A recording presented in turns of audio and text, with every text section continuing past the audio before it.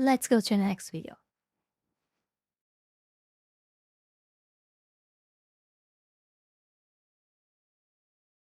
Why are you gay?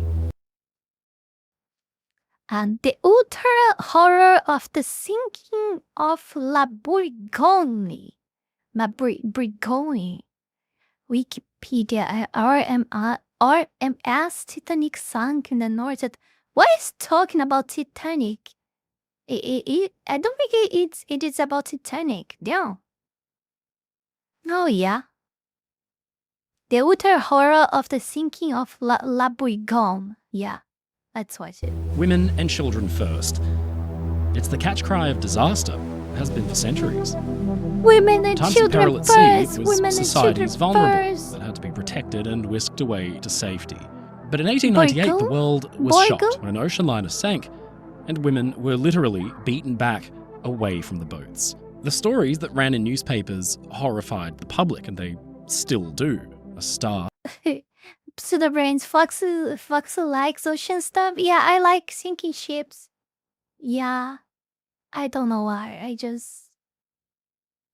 No, I'm joking. Someone sent it, and I said, I saw many stories already. Most of them from internet historian of sinking ships. So I said, why not? Why not see another sinking ship, right? A transatlantic ocean liner, a jewel in the French merchant fleet's crown, had sunk after a collision, but the human tragedy that played out had seen crew members attacking passengers for space in the lifeboats. It would change maritime law forever and have important consequences for disasters in the near future. Ladies and gentlemen, I'm your friend Mike Brady from Ocean Liner Designs, and this is... Wait, you're telling that you're not my friend. You're not my friend. Don't say the that. horrifying story of the final voyage I just met you. of the SS La Bourgogne.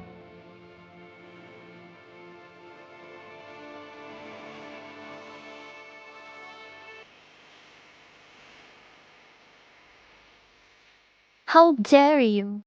I will call you La Bourgogne because of that. So now you're how is this spelled again? La Bourgogne. So I will call you La Bourgogne because of that. The In a year very is 1886. disrespectful way. The Belle and I Epoque don't even is know at what its that zenith, means. dazzling the streets of Paris. With the end of the Franco-Prussian War, the country embraced arts, culture and commerce.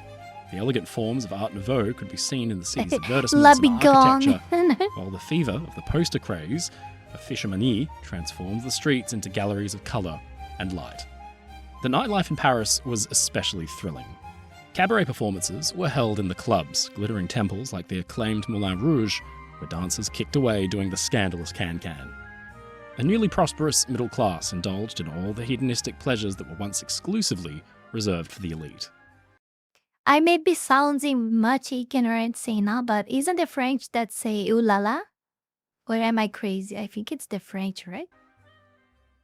Under the patronage of the French Ministry of Post and Telegraphs, the renowned company Générale Transatlantique, French Line, France's premier transatlantic shipping company, commissioned a new class of 4 ocean liners for its Le Havre to New York route. This was the vital passage for mail and migration that linked the Old World, Europe, with the New. Oh, less is Each fair. of The the 4 famous less is CGT fair. vessels was christened after a province of France: La Champagne, La Bretagne, La Gascogne, and La Bourgogne. La Bourgogne was built by Société Nouvelle des Forges et Chantiers de la Méditerranée at La Seine-sur-Mer in No, don't start spamming French words on me. the south of France over 2 years. In late 1885, she was launched and completed the very next May, costing something like over 7 million francs, which was a fortune at the time. As an embodiment of prestigious French engineering and How Belle Epoque luxury, fortunate. La Bourgogne's launch was a milestone. This was France at her glorious best, competing directly with Britain, Germany and Italy for dominance of the North Feel the Atlantic. glory, guys. All the usual fanfare took place, with officials, dignitaries and her proud owners and attendants to witness their creations sent sliding into the sea with the crash of a champagne bottle on her bow plates. La Bourgogne was a fine-looking ship, measuring roughly 150 metres, nearly 500 feet long, and tipping 7,400 gross registered tons. She embodied the very best of France's 19th century maritime engineering capability. Her original machinery had consisted of a pair of 3-cylinder compound steam engines driving a single screw propeller, which gave her a top speed of about 17.5 knots. She was no slouch, and she had specifically been designed to put pressure on Britain's Etruria and Umbria and their speedy transatlantic runs. Presiding over her modern silhouette were a pair of tall funnels that marked her out as a cutting-edge steamship. But vessels of that era hadn't really fully ditched the sails that sprouted from their masts in their entirety.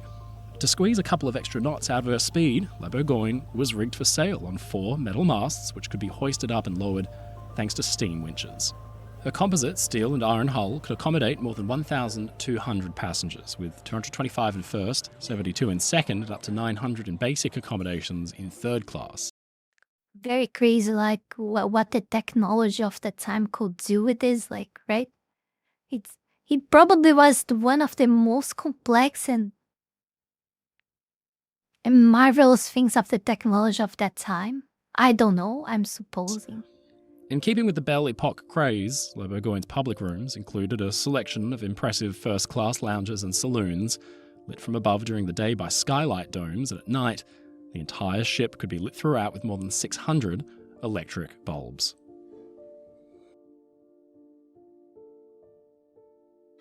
From the outset, La Bourgogne was not only a glamour queen, but a speed demon. On her maiden voyage, in the summer of 1886, under French Line's popular fleet commodore, Captain Franjoy, La Bourgogne reached New York Harbour just over 7 days after she left Le Havre, averaging a daily run of 350 nautical miles. Her achievement received huge media coverage and celebration. Clearly, French Line and their 4 Greyhounds were stiff competition to Britain's Cunard and White Star. I don't know, I would like to see compared with the others of that time how fast that was. Like, 7 days, but I don't have an idea about how much time other types of ships will do the same trajectory on that time, you know? Lines. In her early service, La Bourgogne welcomed plenty of distinguished passengers like St. Francis Xavier Cabrini, America's first saint and the missionary sisters of the Sacred Heart, who established charitable missions and hospitals throughout the US. In late 1889, the ship transported a French cultural treasure to New York, Jean-François Millet's painting The Angelus, which was said to be the most expensive work of its time when it was sold at auction. After La Bourgogne delivered the painting to the American Art Association in New York, The Angelus was bought by the prominent French collector Alfred Chauchat within 1 year. Oh, thank you so and it was much, later consigned to the thank Louvre you Museum very, in very 1909. Today it Thank actually you. still exists and it resides in the Musée d'Orsay collection. With her impressive speeds, ornate saloons, and modern amenities, La Bourgogne and her sisters soon became the premier ocean liner choice for transatlantic travel for both middle and elite class passengers.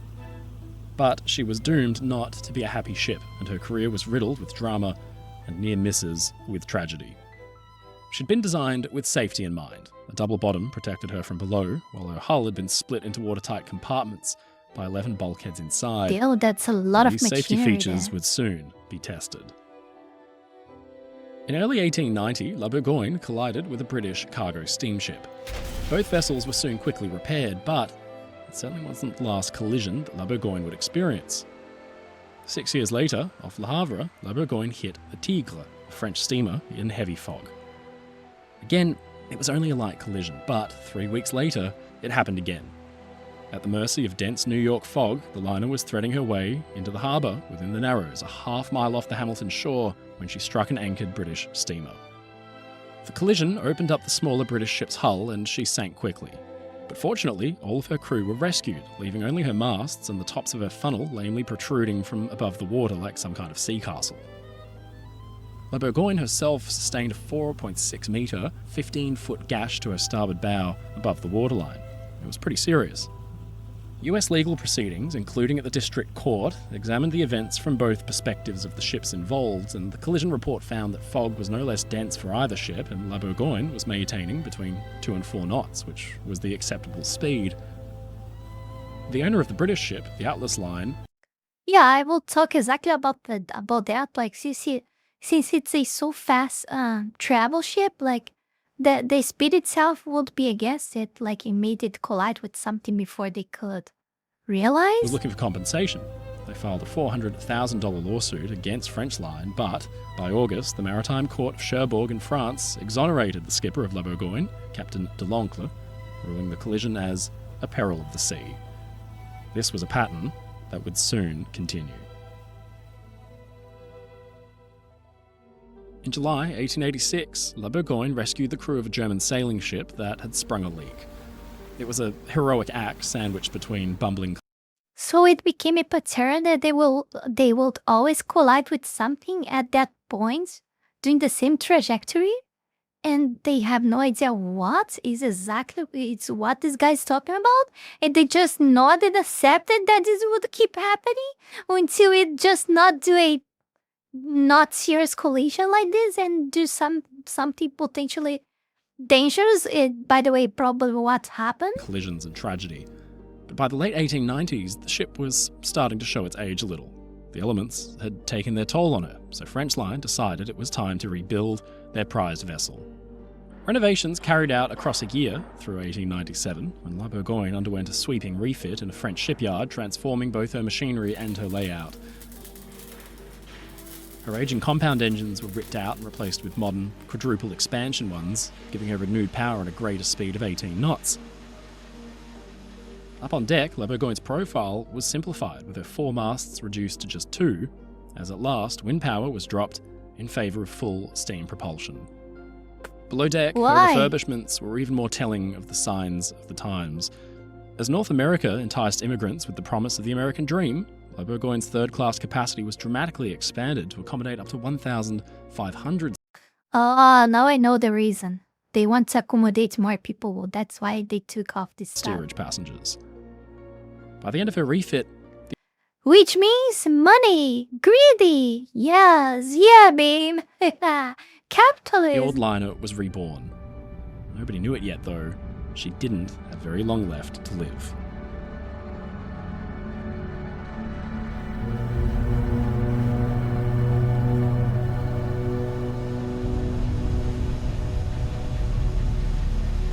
On a cool summer's morning, July 2nd, 1898, La Bourgogne was pulled away from the French Line pier at New York with some 725 passengers on board and just over 220 crew for a crossing that was supposed to be like any other. The tricolour snapped proudly in the wind as she eased away from her moorings, and her engines thumped into life to push her across the Atlantic to Le Havre once more. On the bridge wing stood Captain Louis de l'Oncle, the skipper who distinguished himself in danger once when one of La Bourgogne's sister ships had burst into flames. I'm in danger. Among the passengers were some rather affluent Parisians who had splurged on lavish items during their trip to New York. Others represented a more diverse professional background. The Turkish professional wrestler and recent American heavyweight champion Yusuf Ismail, known as the Terrible Turk, as well as the American painter D. Scott Evans and his three daughters. Also among the passengers was the French impressionist painter and clarinetist Léon Porteau and his wife, and the American sculptor and instructor Emil H. Wirtz. In steerage was a mixed group, including 75 Assyrians and 13 Armenians, many carrying whatever savings they'd managed to accrue in the US to give to family members back home, somewhere between $100 or $200 each, which could really go a long way. The first 2 days of the journey were... Oh my god, $200 each? At that time? Isn't that a lot of money? That has to be a lot of money. By all accounts, benign. The 83 first-class passengers settled into the refined rhythm of pampered life in the salons and lounges where formal dinners were multi-course and accompanied with a staggering array of French wines and spirits, while evening cocktails were enjoyed taking in the sprawling crystalline waters that stretched endlessly beyond the rails. Below decks, the experience was, of course, more modest. The 123 second-class passengers and 297 third were mostly European it has to be for immigrants that whose price, dwellings yeah. were functional, but... Well, how much do you guys think that should be like $200 at that time? It would be like what, 2,000? I don't know, 5,000? I have no idea. I have no fucking idea. crowded.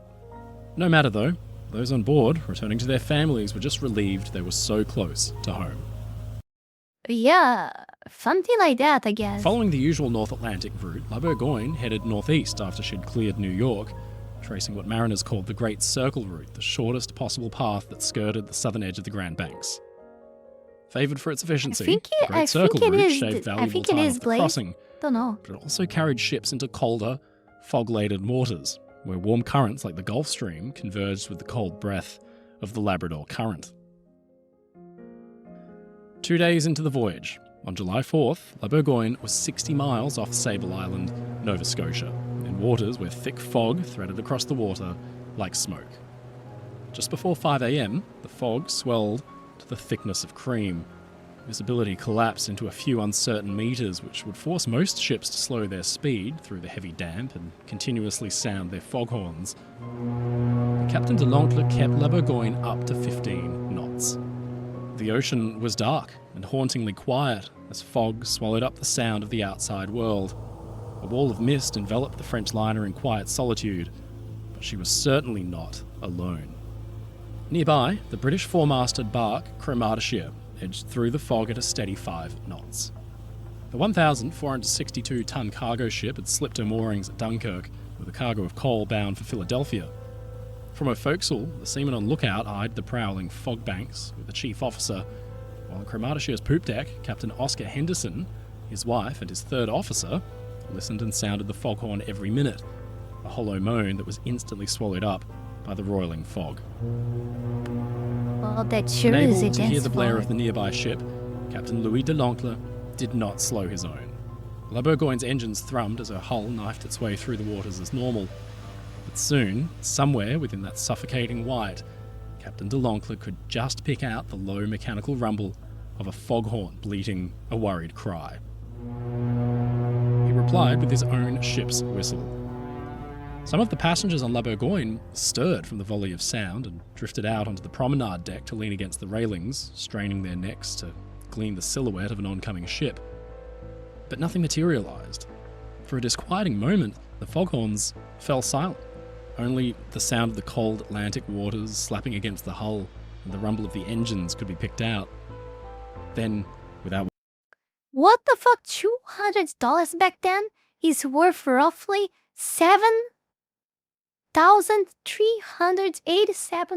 $7,387.70 in guesstimates according to Brave AI. Oh my god, that's a lot of money. warning, everything changed. Cromartyshire lunged through a curtain of fog. La Bourgogne tore through her bows and ripped away the sailing ship's fore-topmast and the main gallant and all the yards attached to them. They came crashing down with their blocks onto the deck like a violent hail of timber and iron. It was over in seconds.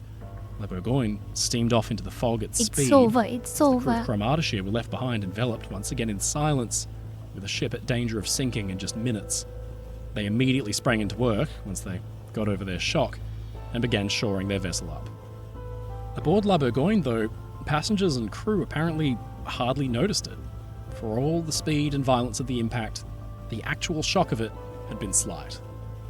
Many berthed towards the stern simply slept through it, but those at the bow couldn't have ignored the tidal wave of water that roared into their cabins and rose to their chests in seconds. As it came, La Bourgogne's carefully balanced trim was thrown out of whack, and the decks of the ship began almost immediately to lift and tip sideways over to starboard. The iron knife edge of Cromartyshire's bow had punctured through the vessel's hull and opened a spread of watertight compartments up to the ocean.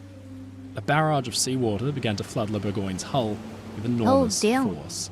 Passengers and crew berthed down below urgently began clambering through the ship's corridors, fighting each other to reach the upper deck, but many were caught out, unable to find a way up in time as water began to rise up over their heads. On the bridge, Captain de l'Oncle immediately ordered his officers to swing out the ship's 12 boats and a small selection of rafts while he and his men could figure out if the vessel could live. Sailors sprang into action, scattering to their stations as the ship continued to list over at a treacherously steep angle, water roaring in all the time below and cutting off escape routes in the labyrinthine interior. De l'Oncle shouted to his officers from the bridge to ascertain the extent of the damage, but their responses were drowned out by the venting steam and the calls of anxious passengers who uneasily gathered and bumped into one another on the boat deck. Soon, open conflict would break out that would see them fighting for a spot in the few lifeboats. Captain de l'Oncle had a plan. He knew that Sable Island couldn't have been far away.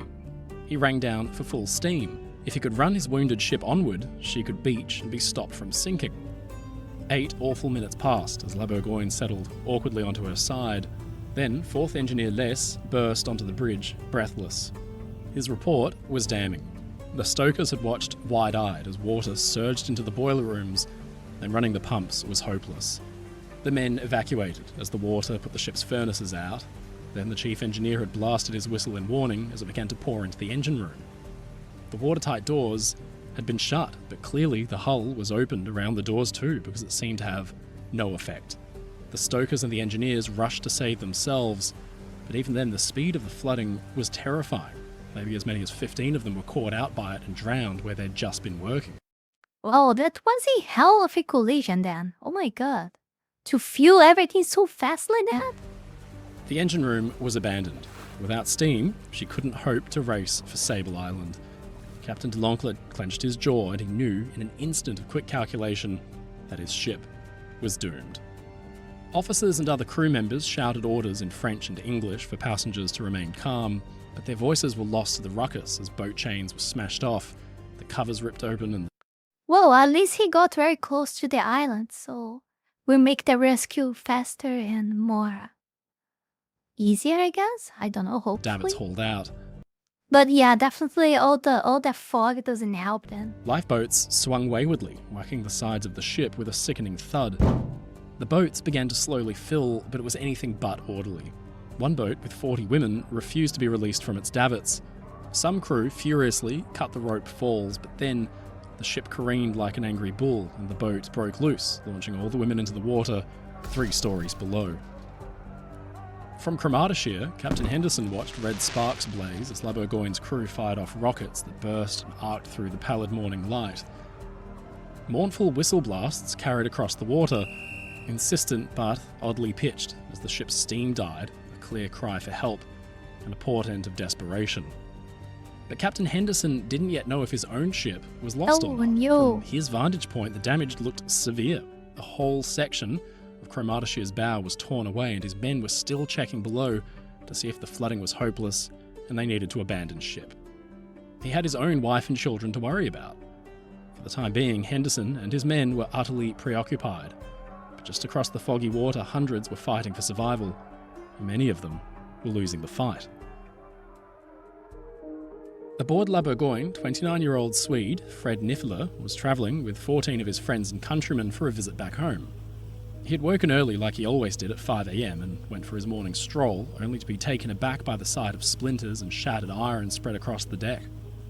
An officer told him that all was well, but as the liner began to list and passengers appeared on deck in their life jackets, he suspected the worst, rightly so, and he rushed back to warn his party. Soon he'd got many of them gathered at the lifeboats, including Eliza Niffenegger, a girl he had come to know in his travels. The pair were guided into a boat, and they waited for the crew to lower away. But as the crew frantically ducked in between the gathered crowd of passengers, a sense of unease gripped them. It was starting to look as if the crew didn't really know what to do. Boats were sitting loaded with people, but they weren't being lowered. From the bridge, it seemed to some as if Captain de l'Oncle had just lost control of the Oh no, don't tell me that it's gonna sink too. Oh my god, don't tell me that. situation. He shouted and swore at nobody in particular. A pair of Dominican priests roamed the deck offering words of reassurance. One boat did get away, loaded with women and children. Antoine Achard, a Frenchman, had got his wife, his young son Antonin, and 16-year-old daughter Marie into it, and took great satisfaction in seeing it lowered safely into the water. He turned to find a boat for himself. At this most crucial of moments, when unease was taking hold and panic was on the verge of breaking out, the officers and the crew alone decided what happened next. A well-drilled, well-motivated crew would have got all the boats away and worked to the last under the watchful eye of the officers. Instead, some said they heard the 4th engineer roar, "Damn the passengers, let them save themselves. We save ourselves first," before muttering something about shooting anybody down that got in the way with his revolver. Then it happened. Panic gripped the crew and it spread like wildfire to the passengers. It broke out in pockets around the ship. Passengers began jostling for a spot, but crewmen began pushing them back. It grew in violence. Amidst one panicked crowd, the big wrestler, Yusuf Ismail, was said to have been seen pushing people out of the way to try to reach a boat and even brandishing a stiletto knife. Lifeboats became territory to be defended. One boat was seized by a group of passengers who threatened anybody. Oh my god, serious? Like, I mean, this is the people that left from the sinking ship, and that were helped by the other ship, right? And now, like, they are sinking too, or what? Because they wanna run to the boats again? I understood this right, or I think I understood this right. It's exactly what is happening. Like the second ship, that came to help is gonna sink too. Away with knives. The boat wasn't being lowered, it just sat on the boat deck, but the illusion of safety was enough to drive the men to defend it like it was the Alamo. The crew broke entirely. There was supposed to be 25 to a boat for loading and lowering, but in one instance only 6 or 7 showed up to their proper station. They began beating passengers down with anything at hand. Oars, boat hooks. Women and children were forced out of the boats and held back while one was lowered filled entirely with crewmen. No one can realise the panic which ensues when an accident like the one we unfortunately met with happens, one crewman later said. The passengers blocked the way of the men. It was impossible to get at the boats unless one beat his way through the solid mass of humanity. Some of the passengers grabbed hold of us and implored us on their knees to save them. From his boat, Fred Niffler watched in horror as pandemonium broke out on deck, but worse still, nobody seemed to be coming to cut his boat free. Piecing apart exactly what happened that day is difficult. Newspapers ran with the most extraordinary stories, and sorting out the more baffling and extreme tales becomes difficult. There's no doubt that given the diverse makeup of the passengers and the crew, racism crept into reporting, and it coloured the events with a tinge of bigotry. But what is clear is that the behaviour of the crew was shocking. One man, a sea captain from the US named Walter And Clark, don't tell approached a me. lifeboat with his wife, What but a was supposedly surprise. told, "No women allowed" by the occupants. "I prefer to drown with my wife," he said, than be saved alone, and the two were last seen standing arm in arm as the ship went down. The last few minutes on board the Bourgogne witnessed some of the most terrible scenes of horror and cruelty that have blotted the history of a civilized race, ran an article in the Kansas City Journal. Instead of the heroic discipline which so often has been the one bright feature of such awful moments, the crew of the steamer fought like demons for the few lifeboats and rafts, battering the helpless passengers away from their only means of salvation, with the result that the strong overcame the weak. The priests, who had earlier been offering reassurance, now gave absolution instead, and the end was coming. La Bourgogne had only minutes left to live, but Fred Niffler and Eliza Niffenegger sat frozen in their boat as white foaming water roared up the deck toward them. The liner leant over heavily, throwing people off their feet, sliding across the deck into the water below. The ship's stern was rising high into the air, and some boats, lowered at the last moment, were stuck because nobody could knock the hooks loose. Posed with her stern in the sky, La Bourgogne hung there for a moment before, with a crack and a sigh, she plunged down and disappeared from the surface. Fred Niffler and his friend Eliza were sucked down into the ocean.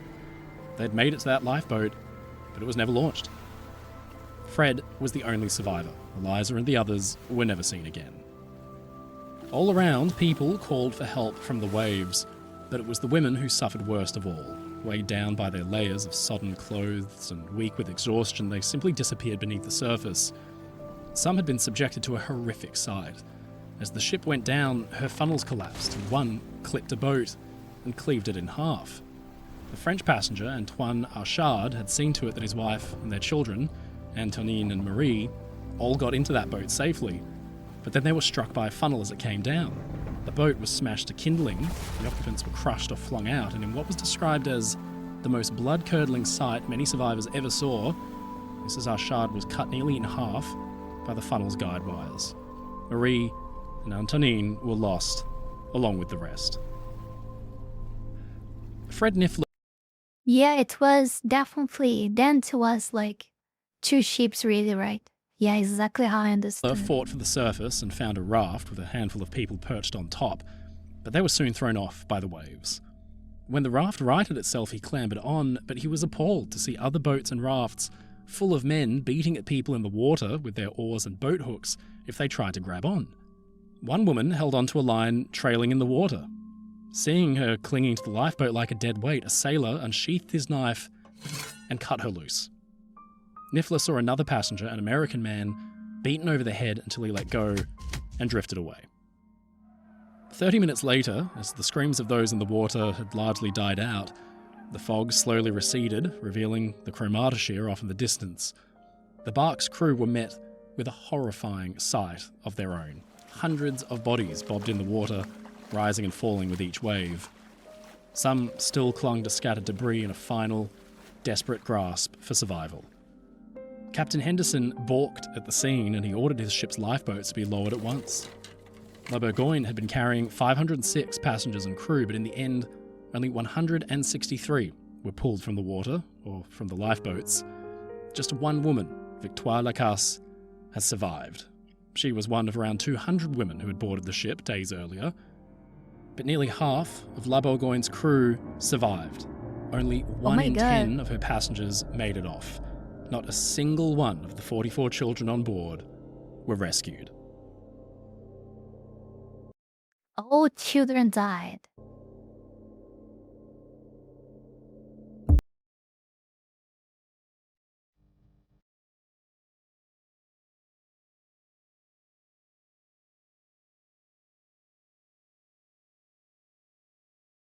Later that afternoon, Cromartyshire was able to signal the passing Allen Line steamer Grecian.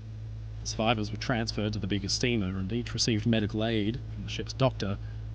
When both ships and their passengers arrived in Halifax on July 6th, throngs of reporters and officials gathered around the harbour to record witness testimony as quickly as possible.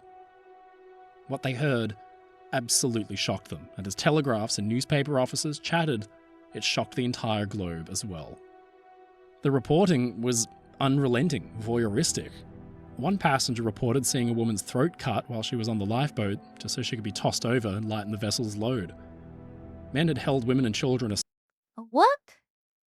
States that he heard one of the women having had her throat cut and being thrown out of the boat to lighten it.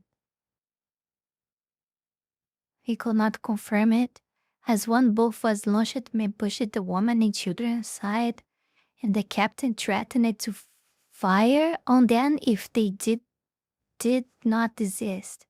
And the steamer was about to take her final plunge to. The captain blew the steam whistle in goodbye to the boats, and he was shortly engulfed. Aside as the boats were launched, Charles Duttweiler, a German passenger, claimed that he had initially taken refuge in a lifeboat that was still tethered to the ship, but when he realised it would soon be dragged down, he jumped into the water. After nearly half an hour in the freezing sea, having fought the violent suction of the sinking vessel, a lifeboat full of passengers passed him. When he tried to climb on board, the men inside drove him back with boat hooks and violently scraped at his eyes. They assaulted many passengers with any implement that came to hand, he said, and if no instrument was to be had, they punched the men and women helplessly into the water with their fists. Another witness, John Burgle, described how he and his mother had secured 2 places in a lifeboat before it became crowded with crew, and they turned on them. He says they threw his mother over the side before forcing him out at least 5 times and beating him over the head with an oar. He survived 9 hours in the water before being rescued by the Cromartyshire. Many of the male passengers who survived lost their entire families. Mothers, wives, and 9 children. hours in the water, wow. In that The cold Canadian water. Wreck Commissioner urgently convened an inquiry on July 12th in Halifax to get to the bottom of exactly what had happened. According to Cromartyshire's skipper and the crew, they were travelling at a speed of only 4.5 knots at the time of the collision. They maintained they'd heard the bleating from a ship's whistle somewhere out in the fog and they had kept a sharp lookout. Captain Henderson ordered his men to continuously sound their own foghorn in response. That was standard practice. Then, at something around 5 a.m, a large steamer suddenly hove in sight, clearly moving at a great clip, and nothing like the 4.5 knots Cromartyshire was making. The collision was sudden and unavoidable, but Henderson and his men soon found that even though it was missing most of its bow, the ship's collision bulkhead was holding up, and she wasn't in immediate risk of sinking. With fog still swirling around though, it was impossible to go sending boats off into the murk to find the other vessel. Besides, they still had work to do securing their starboard anchor, which was now swinging wildly and threatened to punch in the bow plates. As the fog lifted about 5:30 a.m., the Cromartier's men spotted two small boats flying the French flag, and soon the scale of the disaster became apparent. To take them all on, the crew jettisoned more than 30 tons of cargo to lighten the load, and they did everything they could to rescue anybody from the water that was still, by some miracle, alive. In the end, the commissioner exonerated Cromartier entirely and put the blame squarely on La Bourgogne for not sticking to the usual sea lanes and barreling through at such high speeds in a dense fog. Unfortunately, Captain de l'Oncle could not give his own Yeah, I think it's what everyone would think, right? I mean, even myself that don't understand nothing, I thought it was because the ship was very fast and moving on the fog. You know, it was the first thing I thought. And it's because of that I think it's a lie. Because it's too obvious.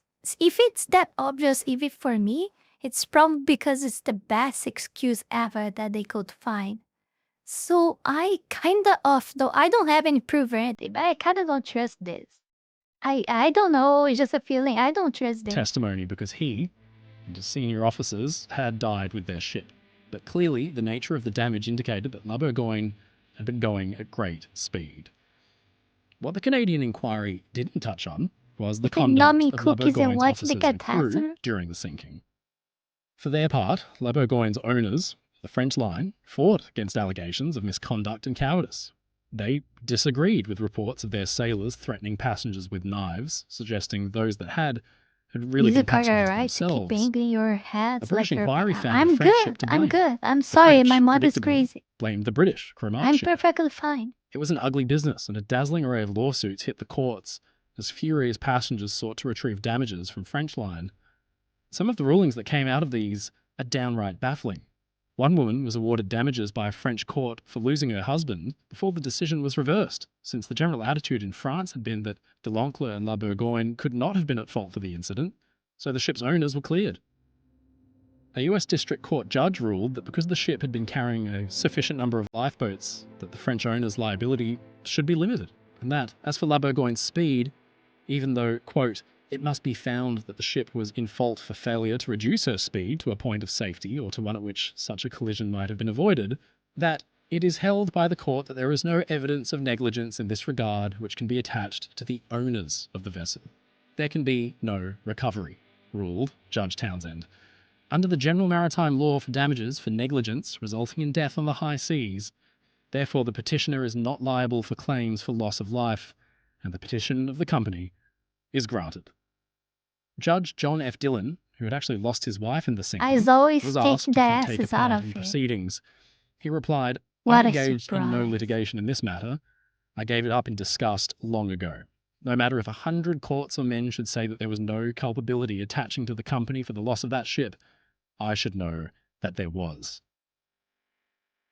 Judge Townsend granted damages to just 5 claimants and limited the amount to $35,000 in total, against the $3.5 million survivors had demanded. Outraged, survivors brought the case to the Supreme Court, but they too sided with French line. Please, Mizuki, if this kind of videos interest you, this guy has a really great video on the sinking of the ship Halifax. Halifax, I don't know. And he has a really good record for the USS United States, one of the world's fastest cruise liners. Suggesting that the company had issued instructions for captains and crew to slow down in fog, and that de l'Oncle, of his own accord, had simply ignored those rules. The fault was his, not the company that employed him. With her Then, keyboards, just yeah. as now, the system was geared to protect owners and shareholders at the expense of the everyday citizen, the actual victims who'd lost their loved ones and virtually everything they owned.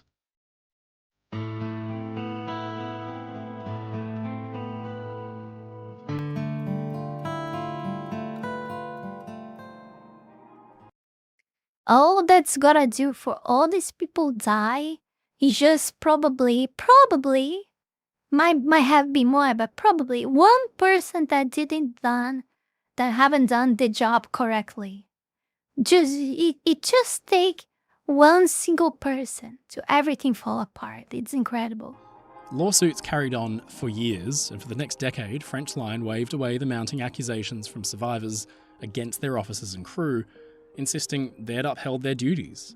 And any alleged violence, they argued, was the work of, quote, desperate men travelling in steerage, actually blaming their own passengers, of yes. whom hundreds had died. Not all of La Bourgogne's crew had abandoned their passengers, though. By many accounts, the second officer had worked hard to release and launch what lifeboats he could, but the conduct of the rest of the crew was beyond appalling. When they were ordered to produce La Bourgogne's logbooks going back 2 years, French Line simply refused and weakly suggested they just hadn't been kept. The New York Times did not hold back. The whole de l'Oncle family, read one article, are a hysterical, half-witted set, and personally I should never have cared to trust my life or property to any one of them. Louis de l'Oncle, commander of the Bourgogne, used to boast of his skill in manoeuvring a ship which, to judge from the accounts of his own friends and his surviving brother, principally consisted in threatening to run down any vessel that came in his way. I tried to get a boat down, recounted New Yorker Otto Ziesir, and one of the ship's waiters pushed me away and told me to go to hell. After Ziesir had been rescued by the British ship, he said, The Halifax was an ocean liner in Canada that was carrying explosives. It ran into another ship and exploded. The explosion was so great it leveled the town of Halifax. Oh my god.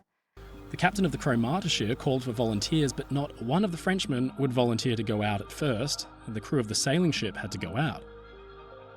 One of the officers of the Grecian, another rescue ship, had looked at the miserable bunch of rescued La Bourgogne crew later with disgust. If I had my way, he said, they would have all been hanged to the yardarm long ago.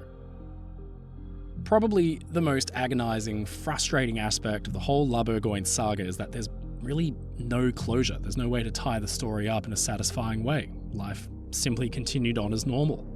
There were no changes within the French line. All that was left behind was a mass of widows and orphans, devastated families on both sides of the Atlantic. For days, weeks and months afterward, bodies were found at sea, still in their life jackets. Passengers who had entrusted their lives to French Line and had been abandoned at every possible step.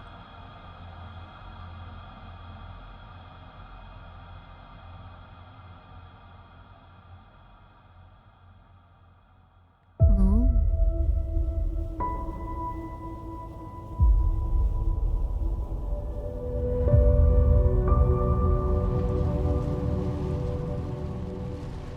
14 years later, and the officers and crew of a great steamship were confronted with sudden disaster. With only limited time left to fill their ship's boat with passengers, they had to work quickly and efficiently to get the boats away. Only this time, they would, under no circumstances, allow crew or male passengers to cause such a shame as La Bourgogne's had. With obsessive ruthlessness, Second Officer Charles Lightoller filled his lifeboats with only women. Male passengers, boys even, were pulled out before the boats were got away. Under his eye, this disaster would not become a byword for the sacrifice of women and children. But if not enough women or children could be found, then the boats were lowered away, half filled. Lightoller must have worked that night with visions of La Bourgogne still in his mind. Inadvertently, though, his dedication to allowing only women aboard resulted in many male lives being lost that night, as well as those of women who refused to be separated from their men.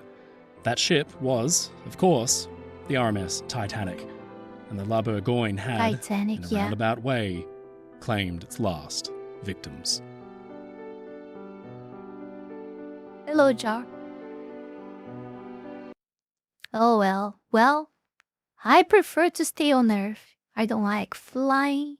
I don't like ships, like ocean, like, yeah, we are not made for that, We are definitely not made for that. This is not a good idea. It is not a good idea, definitely. So yeah, just avoid that. Avoid that at all costs.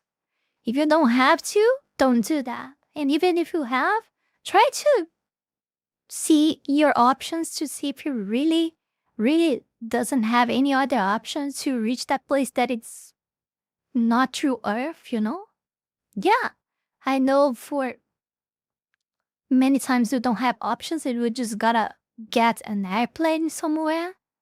But, I mean, avoid that. I definitely avoid that. Oh, Mizuki, but if you see the data, you're gonna see that there are more car accidents and bus accidents and stuff like that than in airplanes and ships. Yeah, but what happens with ships and airplanes? Like everyone dies, for the most part. Even more if you're in the fucking plane. Even more if you're in the fucking plane. Yeah, just want to remind you guys to join our Discord server. You can do that by hopping on the link tree that is on your screen right now, or typing discord.gg/Kitsune Mizuki. You'll be part of the amazing Fox Lanes community. There you'll find like watch parties, gaming nights and game night organizations and anime nights as well. Like a community of like-minded people. One is not so much, but definitely people that you will enjoy the company. Leftish, commies, wokeish, like centuries and face sitters are totally out. So if you are one of these that I mentioned, I honestly don't know even seriously. I don't know what we're doing here. That you might be masochist. You better make some exams and see if you don't have some weird kinks. You probably have, because you only suffer here. You might love suffer if that's your case, and that's a problem. Yeah. And while you're at the link tree, also support Foxel through Patreon or Ko-Fi. Or if none of these two options are good to you, there's also like the Kick option. You can just subscribe or give the subs there. Just avoid the WorkTube because contributions to WorkTube barely reach me. Like most of it is going to U.S. government, or I mean through WorkTube is going to U.S. government and WorkTube itself. And like around 30 to 40%, it's actually what I receive from there. So avoid that. They don't. Thank you so much, After Futash, for the raid. Thank you. You're so lovely. Thank you very much. Welcome raiders. Welcome guys. So yeah, support Foxu and let's go to the next video. Welcome guys. Welcome everyone. I was just like finishing the last video and now we're gonna go to the next one. Namaste, sir. Before we go any further, I want to take this brief moment here to thank all of you, my patrons, for the incredible support to my work here on YouTube, and especially my 5-tailed fox tier member, the Holy Ball, and to all of my 3-tailed fox tier members, Wallony Wolf, Fanny Sylvie, Eat Himself, Chile Not Serious, Eustace the Useful, Zealous Isaiah, Ala Rosas, Max Tenor, Nugutino, Avery, Halcyonic Eder, and TV8. Thank you very, very much. You guys are amazing. Also, thanks to everyone that have been supporting me on Ko-Fi, Kick, and to all of my YouTube members. You can support this channel live and grow with just $5 a month and gain access to many perks. This is less than a burrito. Check out my Patreon. Link is in the description below. And that's it for today, my dear Fox Links. See you guys in the next one. Bye bye.